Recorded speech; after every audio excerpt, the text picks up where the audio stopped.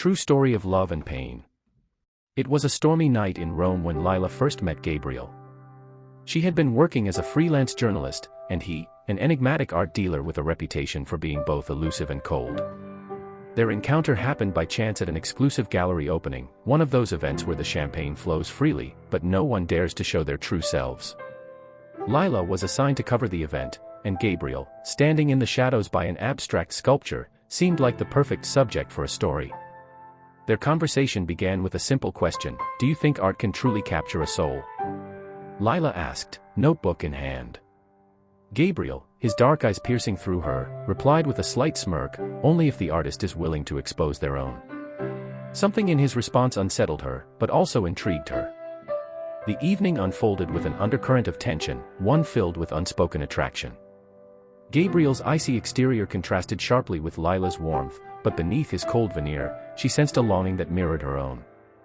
Days turned into weeks, and their professional encounters became personal. Gabriel invited Lila to private art showings, secretive, almost intimate settings where he would speak of art, beauty, and the deepest desires hidden within the soul. Lila, initially just curious about him as a subject for her stories, found herself drawn into a vortex of passion. It wasn't long before their connection deepened. They were both vulnerable, hiding pieces of their pasts.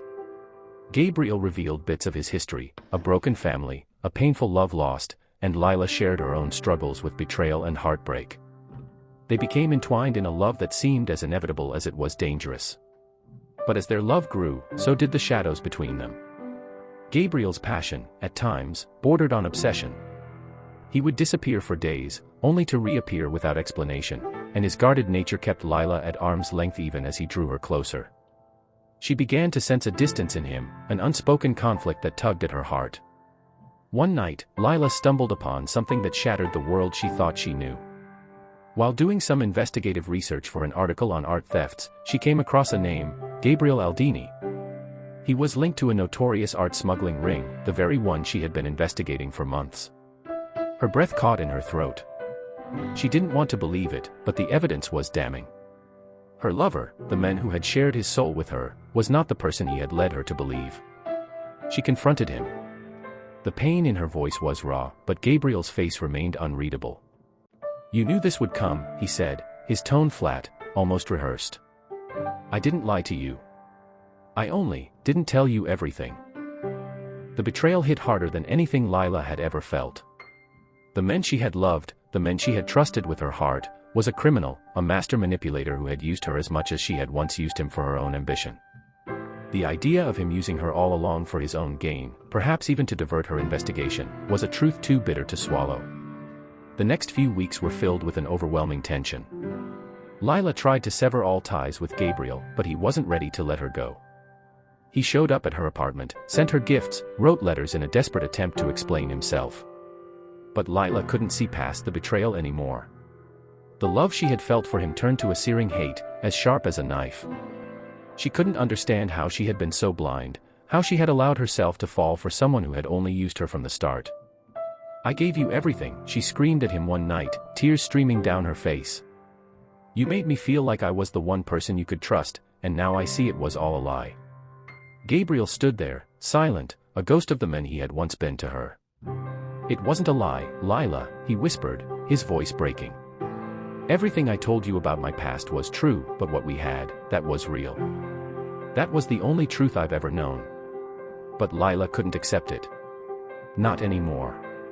Months passed, and Lila's life moved on. She wrote the exposé that brought down Gabriel's art smuggling ring. The story was a sensation, her career catapulted into the spotlight. But something was still missing.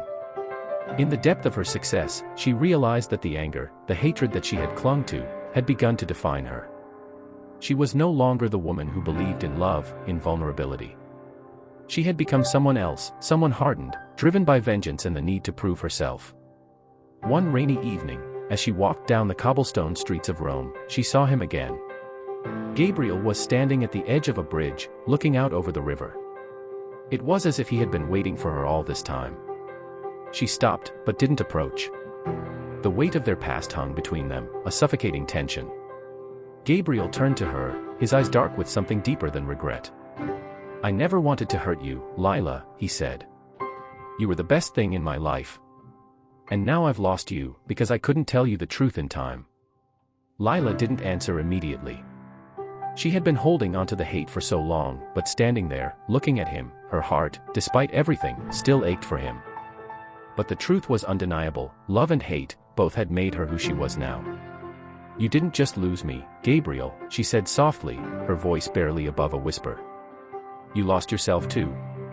As the rain began to fall harder, they stood there, two broken souls who had once shared a love so strong, it had teetered dangerously between the extremes of passion and destruction. The twist was that in the end, neither of them had fully won, and neither of them had fully lost. They were forever bound by a love that had turned to hate, and yet, still lingered in the quietest corners of their hearts.